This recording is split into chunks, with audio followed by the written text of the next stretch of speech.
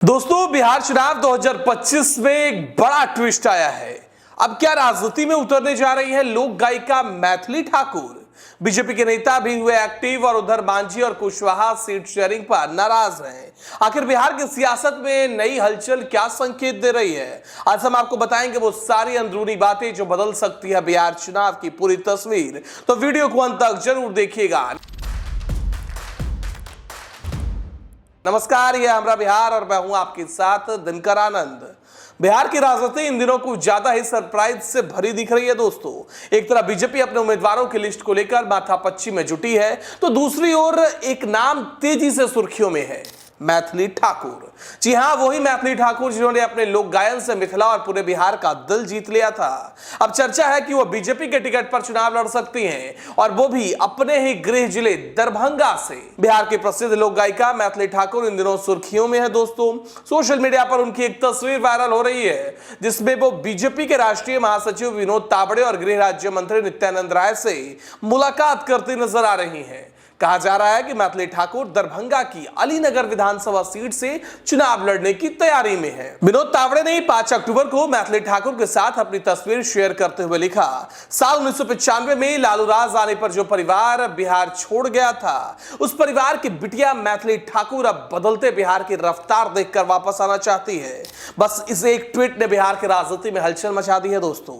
मैथिली ठाकुर के राजनीति में उतरने की खबर के बाद सोशल मीडिया पर चर्चाओं का दौर जारी है। लोग तरह तरह की प्रतिक्रियाएं दे रहे हैं। कोई कह रहा है मिथिला को मिला नया चेहरा, तो कोई पूछ रहा है क्या मैथिली लोक संगीत की तरह राजनीति में भी लय बना रख पाएंगी। हालांकि अभी तक ना मैथिली ठाकुर और ना ही बीजेपी ने इसकी आधिकारिक पुष्टि की है, लेकिन बीजेपी की रणनीति को देखते हुए कदम बड़ा राजनीतिक संदेश हो सकता है। मिथिलांचल में बीजेपी पहले ही मजबूत पकड़ रखती है दोस्तों, और मैथिली ठाकुर जैसे लोकप्रिय चेहरे के आने से पार्टी को सांस्कृतिक और भावनात्मक जुड़ाव का भी फायदा मिल सकता है। अब बात बीजेपी की अंदरूनी राजनीति की कर लेते हैं दोस्तों। विधानसभा चुनाव नजदीक है और सीट शेयरिंग को लेकर एनडीए में खींचतान तेजी से जारी है। बीजेपी के बिहार चुनाव प्रभारी धर्मेंद्र प्रधान रविवार को पटना पहुंचे। सबसे पहले जेडीयू नेता ललन सिंह से मुलाकात की, उसके बाद वे जीतन राम मांझी के आवास गए। सूत्रों के मुताबिक बीजेपी ने एक सीट शेयरिंग फॉर्मूला रखा, जिससे जीतन राम मांझी नाराज हो गए हैं।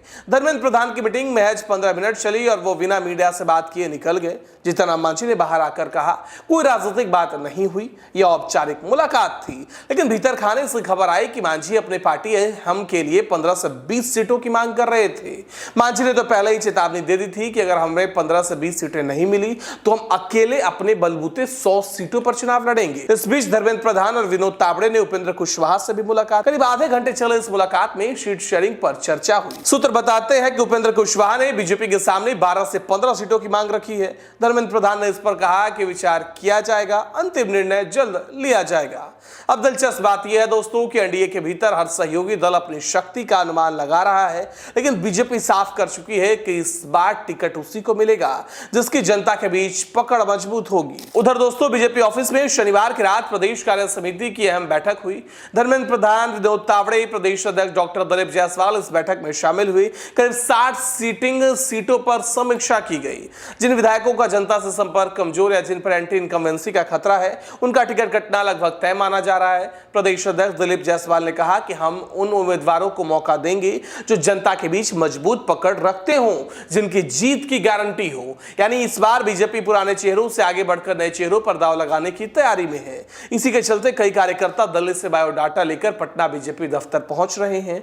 जैसे ही धर्मेंद्र प्रधान अंदर आते हैं, नेता और कार्यकर्ता उन्हें घेर लेते हैं। सर, एक मौका दीजिए, यह मेरी सीट है। यानी अब टिकट की दौड़ शुरू हो गई है और हर कोई अपनी दावेदारी पेश करने में जुट गया है। अगर मैथिली ठाकुर को अलीनगर से टिकट मिला दोस्तों, तो बीजेपी के लिए एक बड़ा सांस्कृतिक कार्ड होगा। दरभंगा और पूरे मिथिलांचल में मैथिली ठाकुर का जनाधार काफी लोकप्रिय है। उनके समर्थक युवा वर्ग से लेकर महिला वोटर्स तक फैले हुए हैं। इससे बीजेपी को भावनात्मक कनेक्ट के साथ एक नया चेहरा भी मिलेगा। उधर एनडीए के सहयोगी दलों के भीतर असंतोष भी एक संकेत है कि 2025 का बिहार चुनाव पिछले चुनाव से कहीं ज्यादा जटिल होने वाला है। बीजेपी संतुलन साधने में जुटी है। एक तरफ नए उम्मीदवारों और चेहरों की तलाश, दूसरी तरफ एनडीए साथियों की सीटों की मांग। तो कुल मिलाकर बिहार की राजनीति में एक तरफ नए चेहरे, नई उम्मीद और लोकप्रियता का संगम सामने है, वहीं दूसरी ओर सहयोगी दलों के बीच सीटों की खींचतान एनडीए की रणनीति को प्रभावित कर सकती हुई है। क्या मैथिली ठाकुर सियासत की नई सूर छेड़ेंगी? क्या मांझी और कुशवाहा की नाराजगी बीजेपी को नुकसान पहुंचाएगी? और क्या इस बार सच में बीजेपी पुरानों को हटाकर नए चेहरों पर दांव लगाएगी? आने वाले दिनों में इसका जवाब साफ होगा। आप बने रहिए हमरा बिहार के साथ। नमस्कार।